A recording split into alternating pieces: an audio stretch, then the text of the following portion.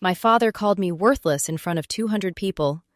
Not quietly, not by accident, not in the tired, private way cruel families usually wound each other behind kitchen doors and closed curtains. He did it with a microphone in his hand, beneath a crystal chandelier at the Whitestone Club in Greenwich, Connecticut, while waiters in black vests carried champagne past tables covered in white linen and polished silver. He smiled while he said it.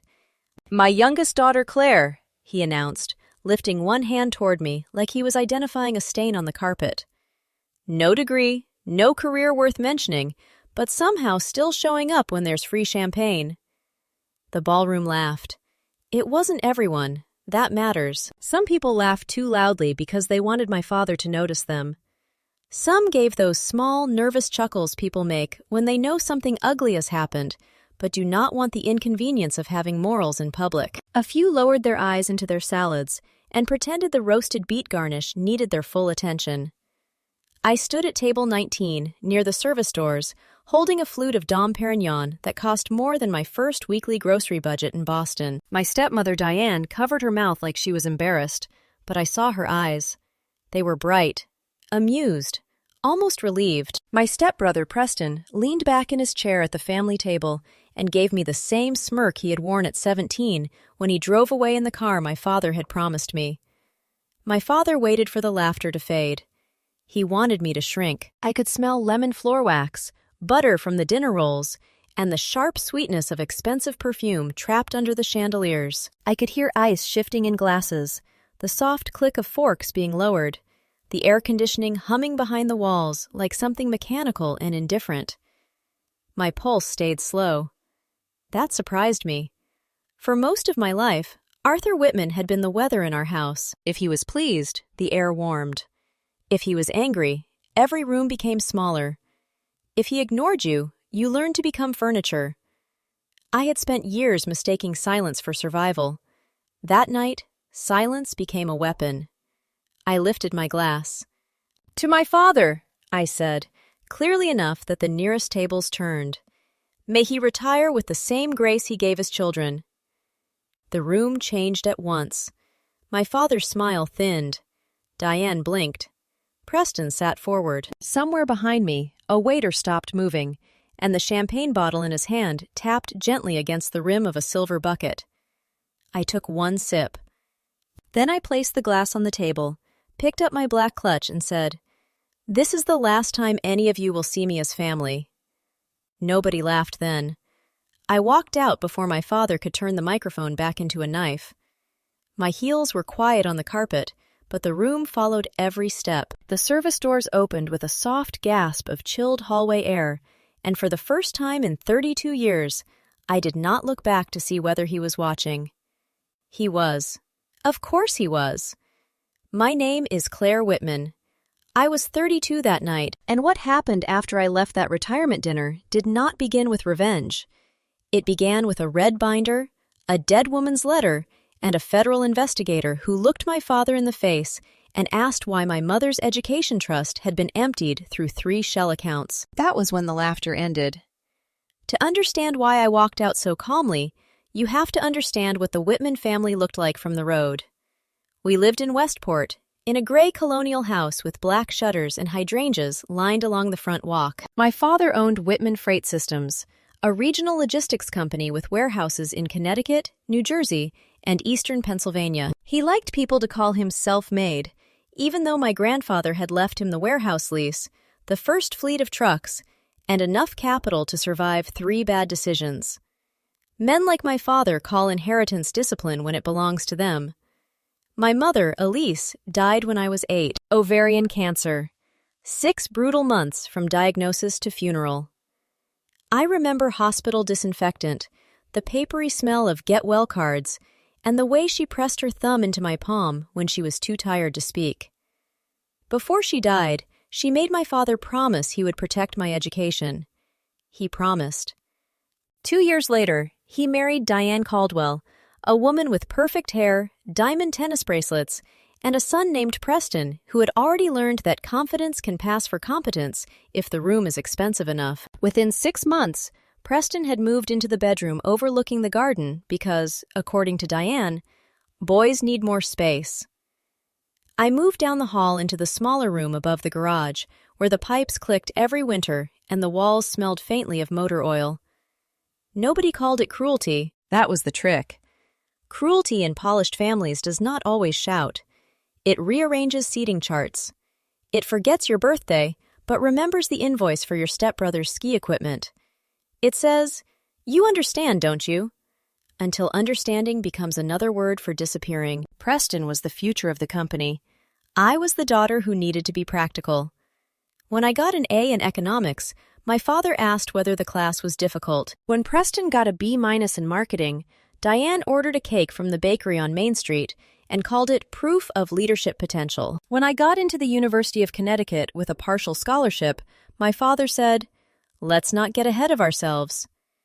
When Preston got waitlisted at a private business school, my father called 3 alumni, donated $25,000 to a campus fund, and framed the acceptance letter. I learned early. Hope was expensive. At 20, I was a sophomore studying operations management.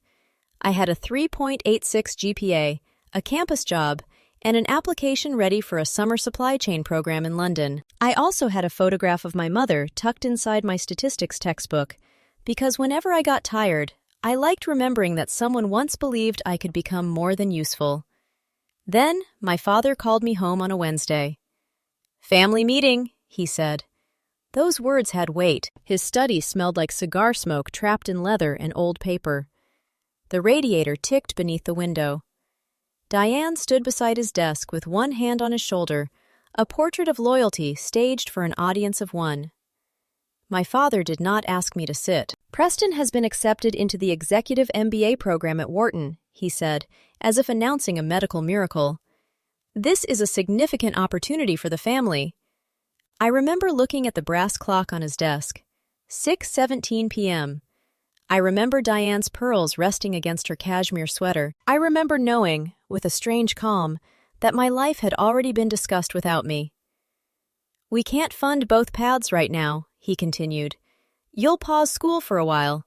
Preston's advancement will strengthen the company, and the company supports everyone." Diane gave me a pitying smile. "A girl with your temperament doesn't need that kind of pressure, Claire," she said. "You'll find your way. Maybe a nice office job. Maybe marriage." I asked about my mother's promise.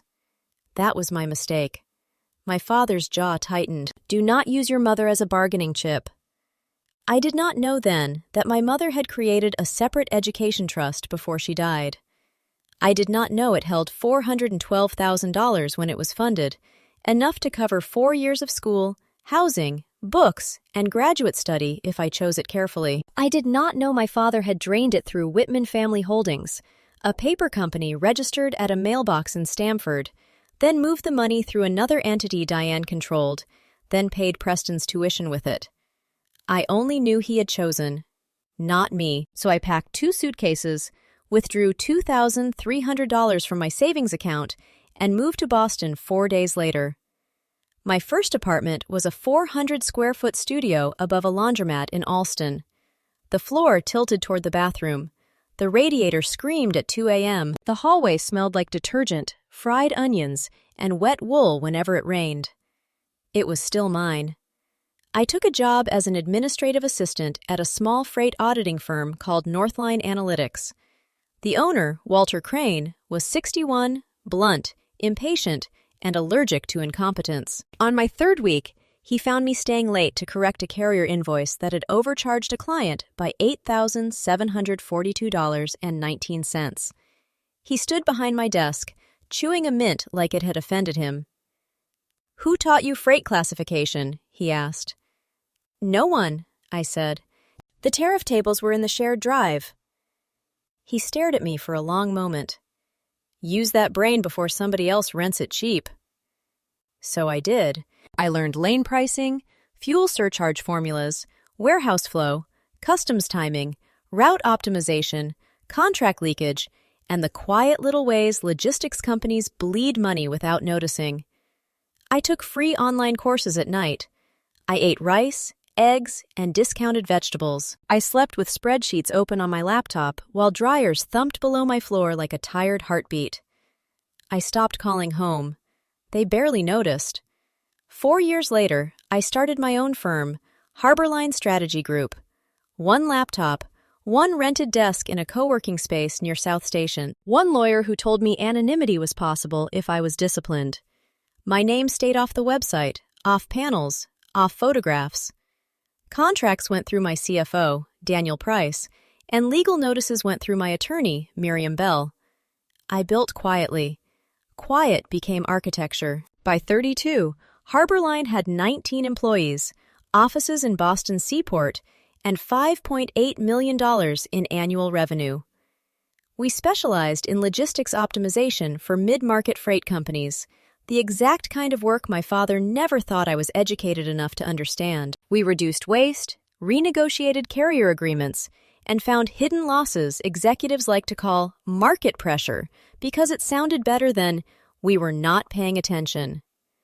One of our largest clients was Whitman Freight Systems, my father's company. They signed with Harborline 3 years before his retirement dinner. They never knew I owned it. Daniel handled the account. Miriam reviewed the contract. My team rebuilt their route architecture, repaired their warehouse scheduling system, and renegotiated fuel terms that saved them 38.6% in operational leakage over 26 months. My father praised Harborline at industry events. He called us the invisible engine behind Whitman Freight's second act. He had no idea the invisible engine was the daughter he had thrown away. I could have told him sooner. I could have walked into his office wearing a tailored coat and placed my business card on his mahogany desk. I could have watched his face rearrange itself around the knowledge that I had become useful without his permission. But I did not build my life to impress him. That is what people misunderstand about revenge. The loud kind is easy.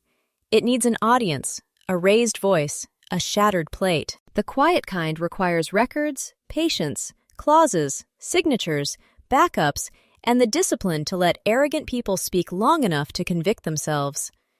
My grandmother understood that.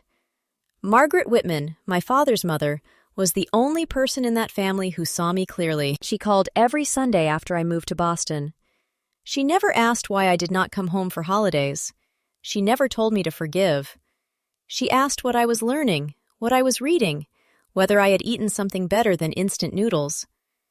When she died, I sat in the back pew at her funeral. My father gave the eulogy. He spoke about loyalty, sacrifice, and family duty, while Diane dabbed her eyes with a lace handkerchief that still had a price tag crease in it. Preston stood beside them in a navy suit, looking solemn in the way men look solemn when they know cameras are nearby. No one asked me to sit with the family. 3 days later, Miriam Bell called me. I represented your grandmother's separate estate, she said. She left you a trust. The office was quiet when she told me the amount. $806,000. Then she read the letter. My dearest Claire, I know what they did. I know about school, about your mother's promise, and about the money Arthur claimed was not there. I fought him until I had no words left. He would not listen. He never does. This trust is yours, protected from every Whitman hand but yours. Build the life they tried to deny you, and when they finally see your worth, do not become cruel. Just become undeniable. I folded over my desk and cried once. Then I went back to work. The retirement dinner invitation arrived 8 months later on thick cream paper with gold lettering. Arthur Whitman requests the pleasure of your company. As if pleasure had ever been the point. As if family could be summoned by stationery. I almost threw it away. Then Daniel walked into my office with the renewal packet. Whitman Freight wants another 5 years, he said. Higher retainer, broader scope. They're nervous about the CEO transition. Preston was taking over. Of course he was. I read the renewal terms twice. The current contract had a clean 30-day termination clause. No penalty, no exposure, no obligation beyond existing deliverables. My legal team had built it that way because I never trusted bridges I did not inspect myself. The dinner was on a Saturday. I RSVP'd yes. Not because I wanted reconciliation, not because I wanted an apology. I went because my father had spent 12 years telling a story about me, and I wanted to hear the final version before I closed the book. He gave me one. After I walked out of the ballroom, he found me in the side hallway near the coat check. The walls were covered in framed photographs of men holding golf trophies. The carpet smelled faintly of rain and old cigar smoke from decades of private celebrations. "Claire," he snapped. I turned. He still held the microphone, as if authority had a cord. "You will go back in there and apologize," he said. "Do you have any idea what you just did?" "Yes," I said. "I ended something." His face flushed. "You embarrassed me at my retirement dinner." I looked through the open ballroom door, where 200 people pretended not to watch. "No," I said. "I corrected the record." Diane hurried up behind him, her perfume arriving first. "Claire, sweetheart, this is not the place for one of your emotional scenes." I almost smiled. "I haven't raised my voice." That made her blink. Preston joined them a moment later, tie loosened, annoyance dressed up as concern. "You always do this. You make everything about you." There it was, the family hymn. My father stepped closer. "You are still the same ungrateful girl who walked away because she couldn't handle disappointment." I opened my clutch and removed a small white business card. Plain font, heavy stock, Harborline Strategy Group, owner and managing partner, Claire Elise Whitman. I handed it to him. He looked down. At first, he did not understand. Then his eyes moved across the card again, slower this time. Diane leaned in. Preston frowned. The hallway seemed to tighten around us, all that lemon wax and cold air pressing close. My father looked up. "What is this?" "The company you've been calling your invisible engine," I said. "It belongs to me." His mouth opened once. No sound came out. I did not stay to enjoy it. Enjoyment would have made it smaller than it was. I only took my coat from the attendant, tipped her $20, and walked into the cold Connecticut night while my father stood under brass sconces, holding the proof that his worthless daughter had been carrying his company. The real work began Monday morning. At 8:05 a.m., I sat in Miriam Bell's office overlooking Boston Harbor. The sky was gray, the water darker than steel, and the conference room smelled like burnt coffee and printer toner. Miriam placed a red binder on the table between us. She had labeled it Whitman Freight, Contract, Trust, Misappropriation. "Before we send anything," she said, "there is something you need to see." Inside the binder were documents I had never seen. My mother's trust agreement, bank records, wire transfers, corporate filings for Whitman Family Holdings, Caldwell Administrative Services, and a Delaware entity called WFS Education Management, LLC. The dates aligned too neatly to be coincidence. April 14, 2013, $412,000 transferred out of the Elise Whitman Education Trust. April 18, 2013, $398,500 moved through Whitman Family Holdings. May 2, 2013, $141,000 paid to Wharton Executive Education. May 6, 2013, $82,700 used to clear a personal line of credit under Diane Caldwell Whitman. June 11, 2013, $63,900 applied to Preston's apartment lease and professional wardrobe allocation. I read the numbers without breathing. Miriam folded her hands. "Your Uncle Robert sent these after the dinner. He said your grandmother had copies but did not want to destroy the family while she was alive. Now he believes the trusteeship was abused and possibly concealed from federal tax reporting." The room hummed around me, not with anger, with clarity. My father had not merely chosen Preston over me. He had stolen money my dying mother set aside for me. He had lied to my face in the study while Diane stood beside him wearing pearls bought with the leftovers. He had taken my future and called it sacrifice. I touched the binder. It was cold under my hand. "What are my options?" I asked. Miriam's expression did not change. Good lawyers do not smile when the law finally has teeth. "We terminate the Harborline contract per Clause 14b. Separately, we notify the successor trustee and request a formal accounting. If the accounting confirms what these records suggest, We refer it to the IRS Criminal Investigation Division and the Connecticut Attorney General's Office. Wire fraud may also be in play, depending on how the transfers were represented.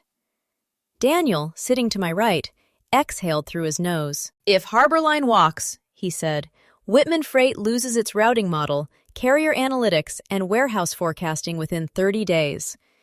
Their internal team can't operate the system without us. We built the architecture." "How bad?" Miriam asked. Daniel opened his laptop. 41% efficiency decline within 60 days. Margin compression between 9 and 14%. Client loss risk by quarter 2. And Preston just signed a personal performance guarantee with the board.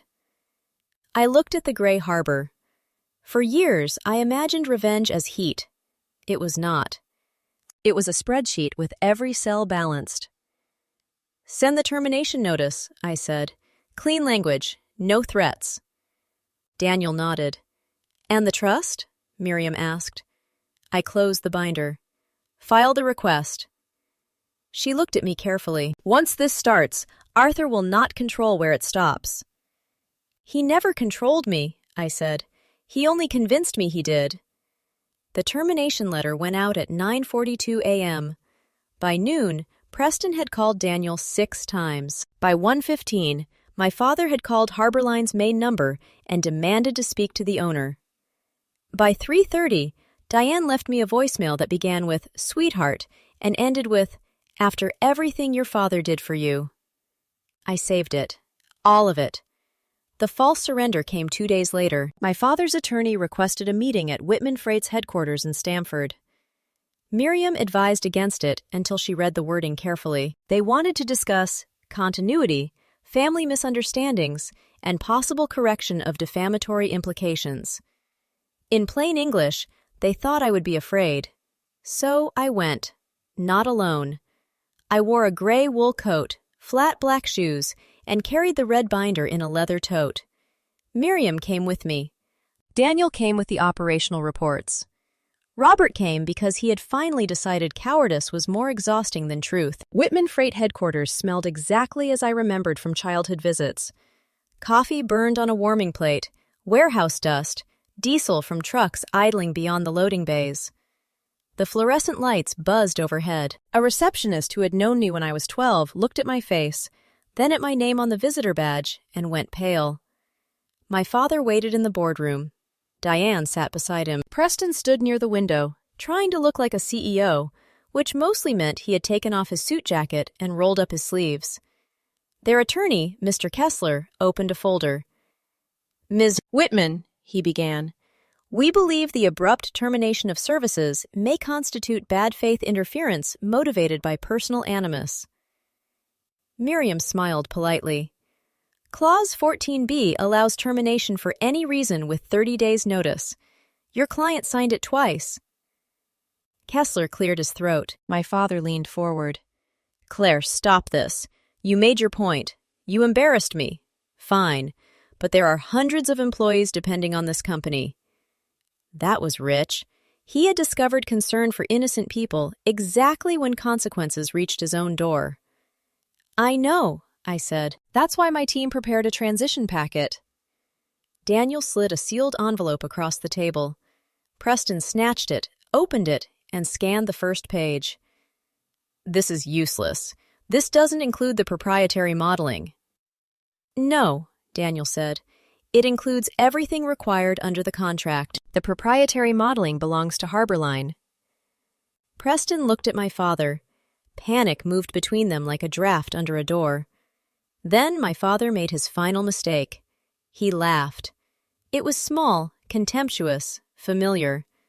"You think paperwork makes you powerful?" he asked. "You are still a girl who quit school because things got hard." Robert closed his eyes. Miriam looked down at her pen. I opened the red binder. The sound of the rings clicking open was small, but everyone heard it.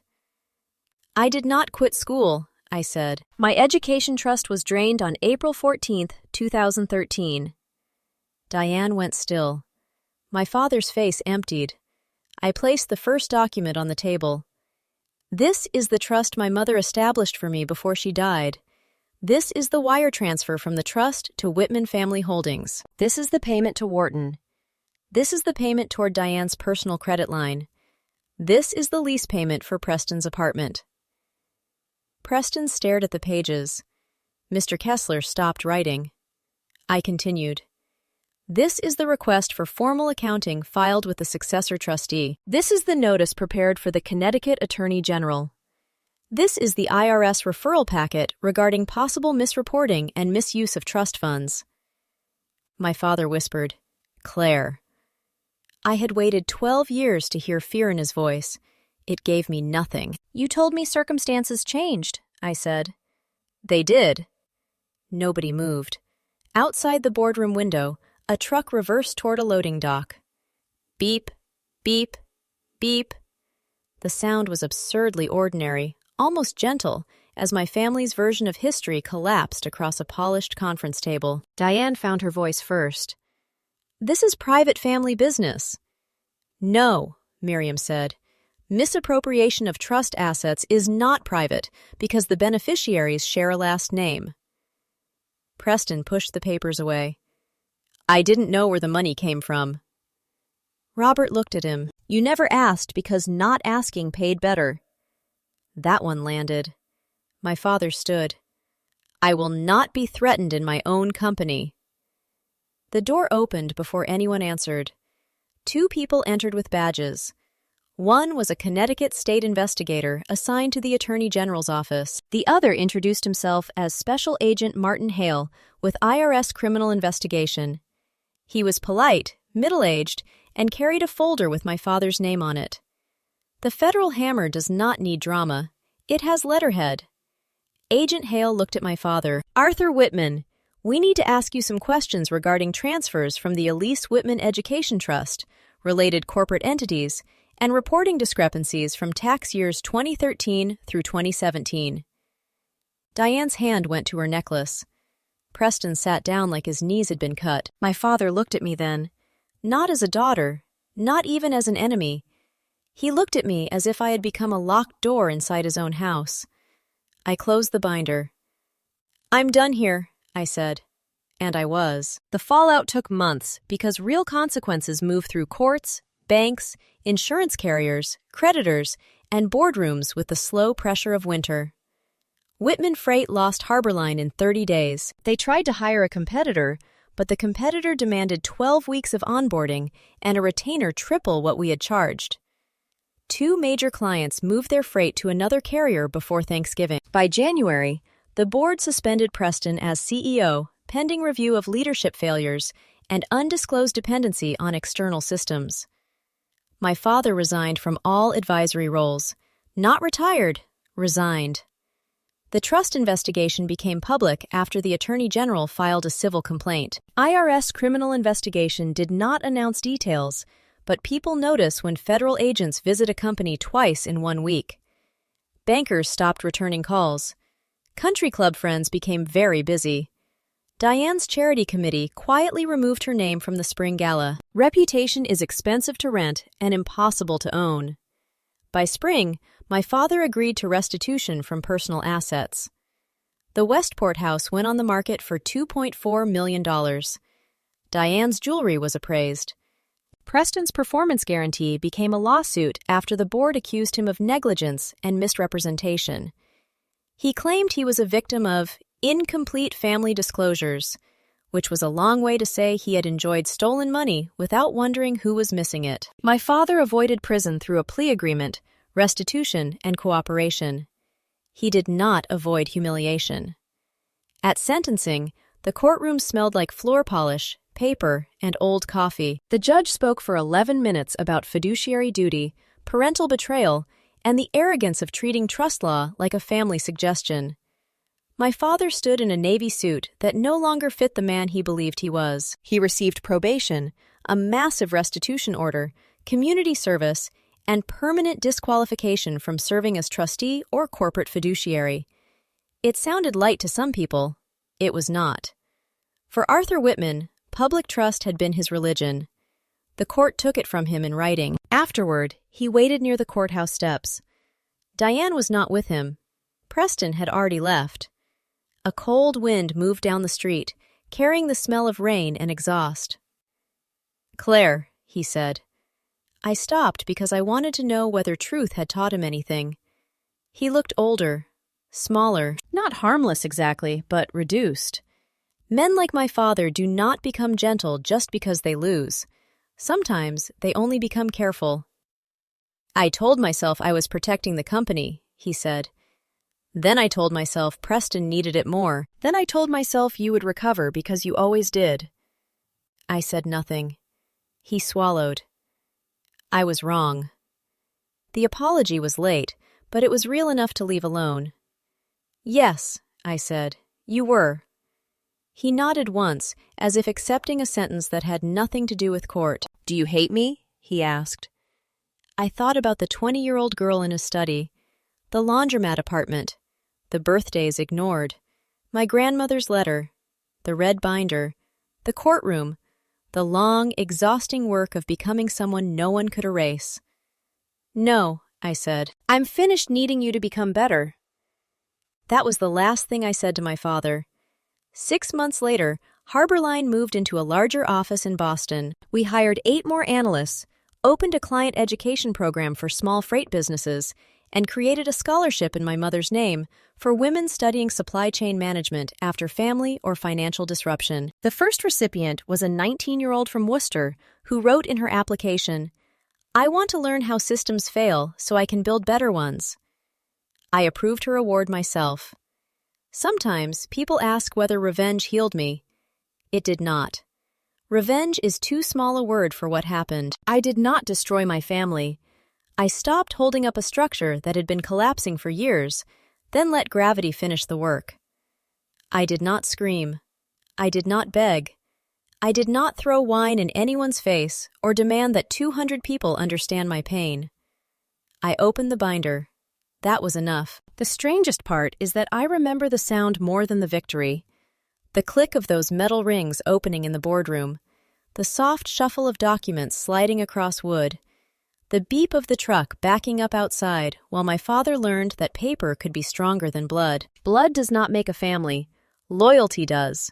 Protection does. Truth does. My grandmother was my family. Walter, who taught me to use my brain, was family.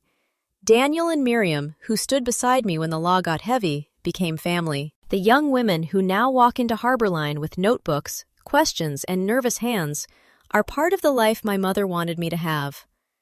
My father called me worthless in front of 200 people.